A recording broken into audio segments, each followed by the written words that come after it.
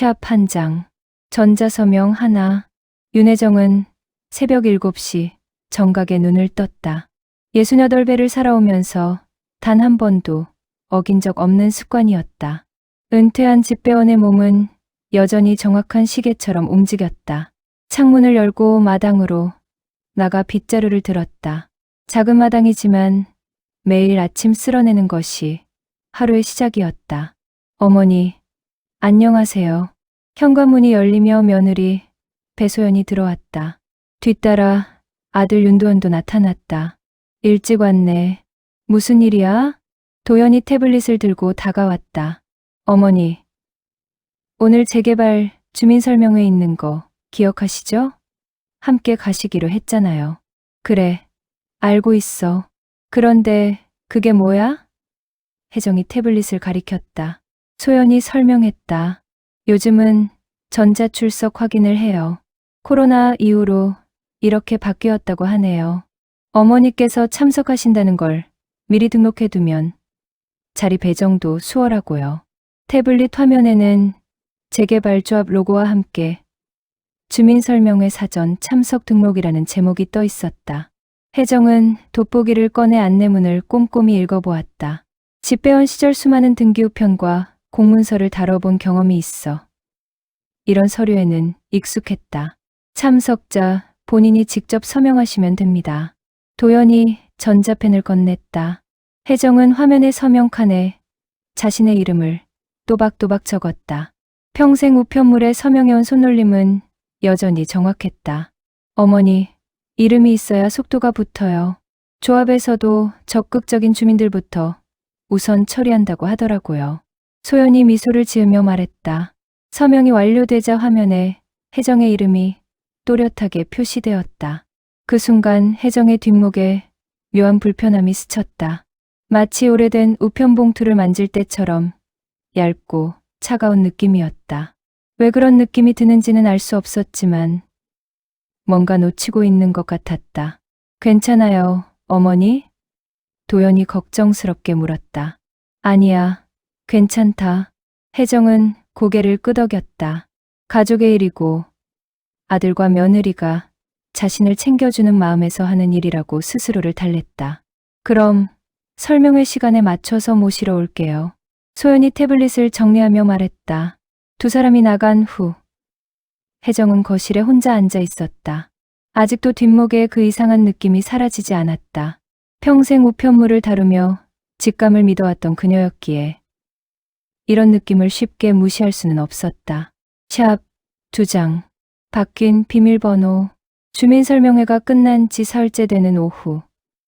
혜정은 평소처럼 장보기를 마치고 집으로 돌아왔다. 현관 앞에서 도어락에 비밀번호를 입력했는데 낯선 삑삑 소리가 났다. 빨간 불이 깜박이며 비밀번호 오류라는 메시지가 떴다. 이상하네. 혜정은 다시 천천히 번호를 눌렀다. 자신의 생년월일, 내 자리, 평생 써온 번호였다. 하지만 또다시 오류음이 울렸다. 혹시나 해서 도연의 생년월일을 입력해봤다. 딸깍, 문이 열렸다. 언제 바뀐 거지? 혜정은 중얼거리며 집 안으로 들어섰다. 거실은 평소와 다름없어 보였다. 하지만 뭔가 어색한 느낌이 들었다. 우편함을 확인하러 나갔을 때 그제서야 문제를 발견했다. 우편함에 여러 장의 서류가 꽂혀 있었는데 그중 하나가 눈에 띄었다. 보상금, 이체 동의서 사본이라고 적힌 봉투였다. 혜정은 서류를 꺼내 꼼꼼히 읽어보았다. 재개발 구역 내 주택에 대한 보상금을 받기 위한 동의서였다. 서명칸에는 분명히 자신의 필체가 있었다. 며칠 전 태블릿에 했던 서명과 똑같았다. 하지만 이상한 점이 있었다. 보상금을 받을 계좌 정보가 자신의 계좌가 아니었다. 도원개발 명의의 법인 계좌였다. 혜정은 그런 회사 이름을 들어본 적이 없었다. 도원. 도연이와 소연이. 혜정의 가슴이 철렁 내려앉았다. 그때 거실에서 작은 목소리가 들려왔다. 도연과 소연이 언제 들어왔는지 부엌에서 조용히 대화하고 있었다. 보상금 나오는 대로 바로 잔금 치르자. 시간 끌면 다른 변수 생길 수 있어. 알았어. 그런데 어머니가 눈치채진 않을까? 괜찮아. 어머니는 이런 거 잘 모르시잖아. 예전 집 배원하실 때도 그냥 배달만 하셨고. 혜정은 서류를 꽉 쥐고 가만히 서 있었다. 손이 떨렸다. 집 배원 시절 중요한 등기우편을 배달할 때 손이 떨리면 안 된다고 스스로 다짐했던 기억이 났다. 흔들리는 손으로는 제대로 된 일을 할 수 없다고 생각했기 때문이다. 혜정은 조용히 화장실로 가서 손을 씻었다. 찬물에 손을 담그고 깊게 숨을 들이쉬었다. 마음을 진정시켜야 했다. 집배원 시절 배운 것처럼 감정보다는 사실을 먼저 파악해야 했다. 거울 속 자신을 보며 혜정은 중얼거렸다. 차근차근 해보자. 서두르지 말고. 서류를 다시 펼쳐보니 더 많은 의문점이 보였다. 자신이 언제 이런 계좌 변경에 동의했는지, 왜 법인 계좌로 되어 있는지, 그리고 무엇보다 왜 자신에게 미리 알리지 않았는지. 혜정은 서류를 정리해서 서랍에 넣었다. 오늘은 마음을 먼저 말리기로 했다. 하지만 내일부터는 본격적으로 알아봐야겠다고 다짐했다. 샵 3장, 기록의 기술. 다음 날 오전, 혜정은 동네 사회복지관을 찾았다. 복지사 최다우는 혜정이 가져온 서류들을 차근차근 살펴보았다. 어르신, 이건 명백한 문제가 있어 보이네요. 전자서명과 실제 계약 내용이 다르잖아요. 다우는 차분한 목소리로 절차를 설명했다. 우선 전자서명, 철회 신청을 해야 해요. 그리고 금융기관에 계좌이체 관련 이의제기도 필요하고요. 가장 중요한 건 증거 수집이에요. 혜정은 고개를 끄덕였다. 어떤 걸 준비해야 하나요? 대화 기록, 문자 메시지, 관련 서류들을 모두 보관하세요. 그리고 앞으로 있을 대화는 가능한 한 녹음하시고요. 집으로 돌아온 혜정은 집배원 시절의 습관을 되살렸다. 우편차, 운행표를 정리하듯 체계적으로 폴더를 만들기 시작했다. 첫 번째 폴더에는 전자서명 관련이라고 적었다. 태블릿 화면 사진, 서명, 당시 상황을 적은 메모, 그리고 아들 부부가 했던 말들을 정리했다. 두 번째 폴더는 보상금 동의서였다. 우편함에서 발견한 사본과 함께 원본 확인 요청서를 작성했다. 집배원 시절 공문서를 다뤄본 경험으로 어떤 서류가 필요한지 알고 있었다. 세 번째 폴더는 증거자료로 분류했다. 도어락 비밀번호가 변경된 날짜를 추정하기 위해 영수증과 택배 수령 기록을 확인했다. 또한 도어락 업체에 전화를 걸어 설치 기록을 문의했다. 안녕하세요. 우리 집 도어락 비밀번호 변경 기록을 확인하고 싶은데요. 성함과 주소 확인해 드릴게요. 4월 15일에 원격으로 변경되었네요. 본인 확인 후 진행된 건데 혹시 기억 안 나세요? 혜정은 달력을 확인했다. 4월 15일은 주민설명회 다음 날이었다. 자신이 전자서명을 한 바로 그 다음 날에 비밀번호가 바뀐 것이다. 저녁이 되자 혜정의 책상 위에는 정리된 서류들이 줄을 맞춰 있었다. 각 폴더에는 날짜와 내용이 명기된 스티커가 붙어 있었다.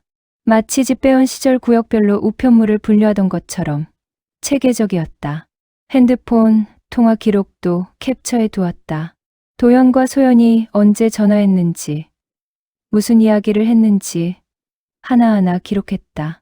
문자 메시지들도 스크린샷으로 저장했다.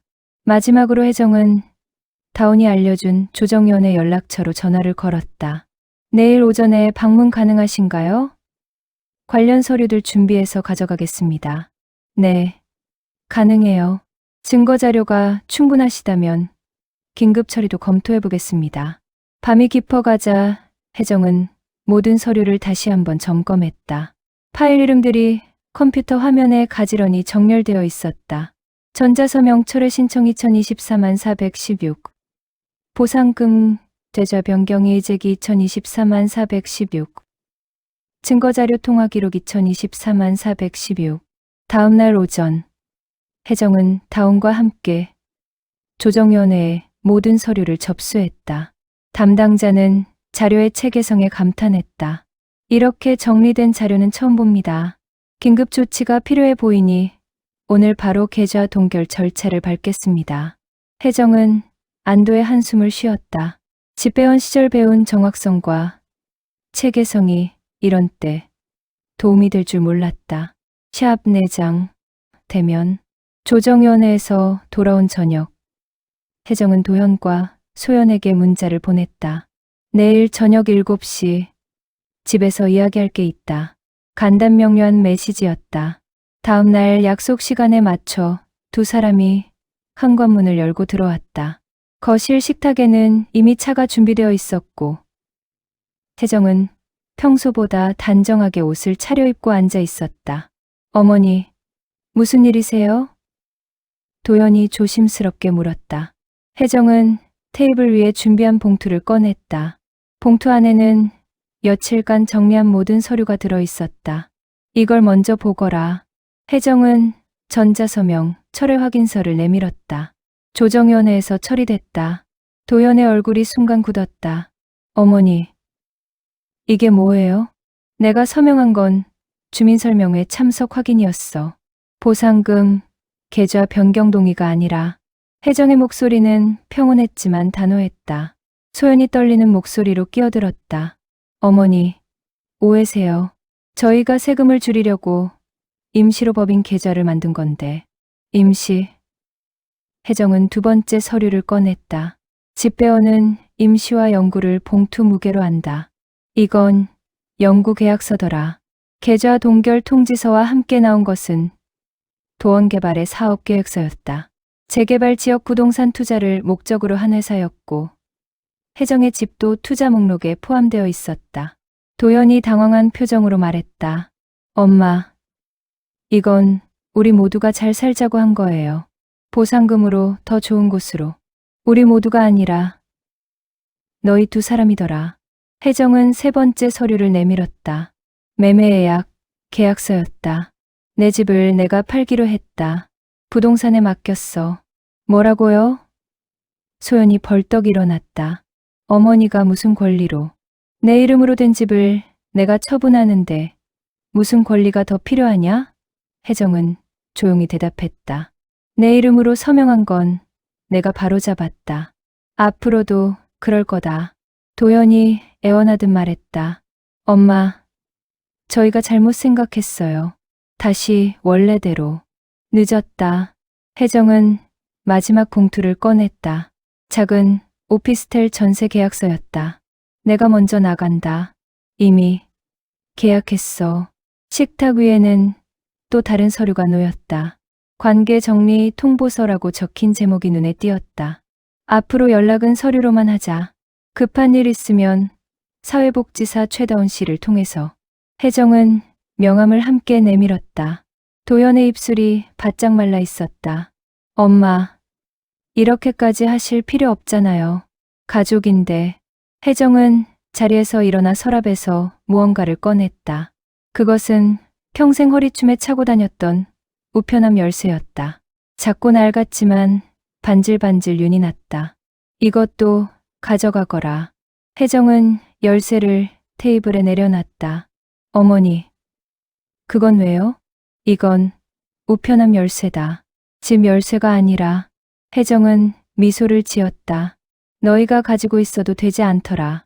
이제는 내가 받을 우편이 따로 있을 테니까. 두 사람은 말없이 서류들을 바라봤다. 혜정은 부엌으로 가서 설거지를 시작했다. 찬물에 손을 담그며 내일 새 집으로 이사할 준비를 마저 해야겠다고 생각했다. 샵 5장. 자신의 이름으로. 봄비가 그친 새벽 6시. 혜정은 새 집에서 첫 아침을 맞았다. 작은 오피스텔이지만 창문이 넓어 햇살이 잘 들어왔다. 그녀는 창가에 작은 코너 책상을 놓고 의자를 가져다 앉았다. 창밖으로 우편 배달부가 오토바이를 타고 지나가는 모습이 보였다.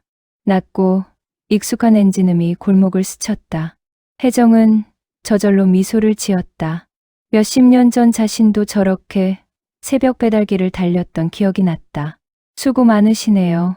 혜정은 창문을 열고 작게 손을 흔들었다. 배달부는 고개를 끄덕이며 인사를 건넸다. 전기포트에서 물이 끓는 소리가 났다. 혜정은 커피를 내리면서 오늘 할 일을 수첩에 적었다. 집배원 시절 업무 일지를 쓰던 습관이 여전했다. 오전 10시 은행 방문, 보상금, 입금 확인. 오후 2시 부동산 중개사무소, 매매 계약 최종 점검. 오후 4시 다운 씨와 면담. 향후 계획상에. 보상금은 어제 본인 계좌로 안전하게 들어왔다. 조정위원회의 신속한 처리 덕분이었다. 집매매도 순조롭게 진행되어 다음 주면 잔금 정리가 완료될 예정이었다. 혜정은 서랍에서 이름 도장을 꺼냈다. 평생 사용해온 도장이었지만 오늘은 특별히 새로운 기분이 들었다. 흰 종이에 꾹 눌러 찍어보았다. 잉크가 선명하게 번지지 않고 또렷하게 자리 잡았다. 윤혜정. 자신의 이름을 소리내어 읽어보았다. 이제는 누구의 도장이 아니라 내 이름으로 산다. 머그컵에 따뜻한 커피를 부어들었다. 뜨거운 김이 올라와 안경을 살짝 흐렸다. 오래전 새벽 배달길에서 얼었던 손끝이 천천히 데워지는 느낌이었다. 핸드폰이 울렸다. 부동산 중개사에서 온 전화였다. 어르신, 매수인이 계약 조건을 모두 승낙했다고 연락 왔어요. 내일 오후에 잔금 치를 수 있답니다. 고맙습니다. 시간 맞춰서 나가겠습니다. 전화를 끊고 혜정은 다시 창밖을 바라보았다. 아직 이른 시간이라 거리가 조용했다. 가끔 출근하는 사람들이 지나갔고 상점들이 하나둘 문을 열기 시작했다. 문득 지난밤 도연에게서 온 문자가 생각났다. 엄마, 다시 한번 생각해 보세요. 가족끼리 이렇게 할 일은 아닌 것 같은데. 혜정은 답장을 보내지 않았다. 대신 다온에게 연락했다. 앞으로도 연락이 오면 적절히 처리해 달라고. 오피스텔 관리실에서 택배가 도착했다는 연락이 왔다. 새 주소로 온 첫 번째 우편물이었다. 혜정은 슬리퍼를 신고 1층으로 내려갔다. 윤혜정님 맞으시죠? 관리사무소 직원이 택배 상자를 건넸다. 네, 맞습니다. 혜정은 또렷하게 대답했다. 보내는 곳은 사회복지관이었다. 다운이 보낸 자원봉사 안내문과 무인대학 수강 신청서가 들어있었다. 혜정은 택배 상자를 들고 엘리베이터를 탔다. 거울에 비친 자신의 모습이 예전보다 당당해 보였다. 집으로 돌아와 커피잔을 다시 채우고 창가 책상에 앉았다. 오늘도 문서들은 제자리를 찾을 것이다. 그리고 그녀도 마찬가지였다. 새로운 시작이군. 혜정은 혼잣말을 하며 수첩에 새로운 일정을 적기 시작했다.